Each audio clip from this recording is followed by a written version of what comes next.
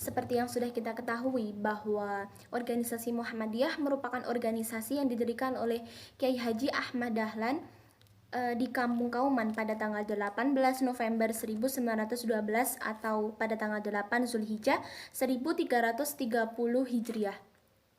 Kiai Haji Ahmad Dahlan merupakan seorang pegawai di Kesultanan Karaton Yogyakarta sebagai seorang khotib dan juga sebagai seorang pedagang.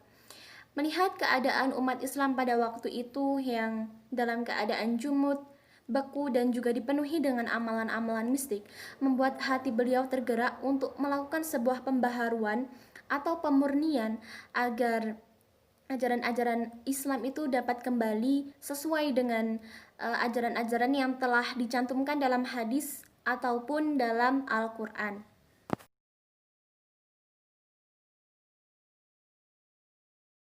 Faktor-faktor yang mendorong Kiai Haji Ahmad Dahlan sehingga mendirikan organisasi Muhammadiyah ini dibagi menjadi dua, yaitu faktor objektif internal dan yang kedua adalah faktor objektif eksternal.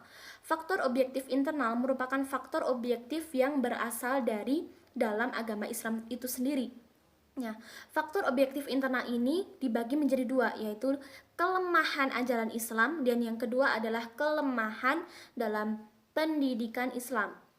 Kelemahan ajaran Islam ini juga kembali dibagi menjadi dua, yaitu tradisionalisme dan yang kedua adalah sinkretisme.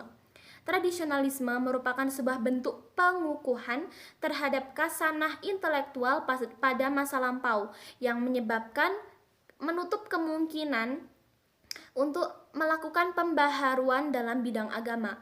Hal ini dapat menyebabkan kegagalan dalam adaptasi terhadap perkembangan-perkembangan yang terjadi pada saat ini. Ditambah lagi dengan adanya politik Islam yang dilakukan oleh pemerintah Hindia Belanda yang secara sadar dan terang-terangan itu mereka ingin menjinakkan kekuatan Islam. Nah, jadi organisasi Muhammadiyah ini merupakan sebuah ajang yang dilakukan oleh Kiai Haji Ahmad Dahlan untuk melakukan perlawanan terhadap kolonialisme. Nah, didasari oleh faktor-faktor yang demikian, Kiai Haji Ahmad Dahlan kemudian memberikan pengertian keagamaan yang dilakukan di rumahnya. Hal ini dilakukan kepada saudara-saudara dan juga orang-orang di sekitarnya. Pada awalnya hal tersebut mendapat penolakan. Akan tapi berkat kesabaran dan keuletan beliau, pengertian keagamaan yang disampaikan oleh beliau itu kemudian diterima secara luas, bahkan sampai keluar Pulau Jawa.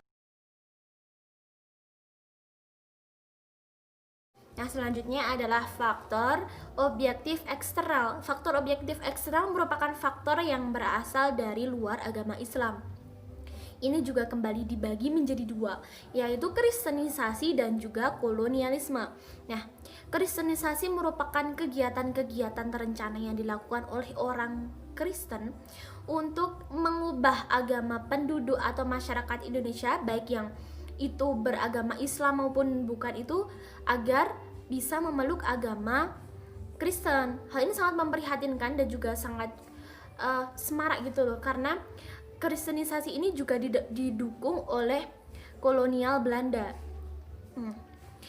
Yang kedua adalah kolonialisme. Kolonialisme ini sangat berdampak buruk terhadap perkembangan Islam, baik itu dalam segi sosial, politik maupun ekonomi.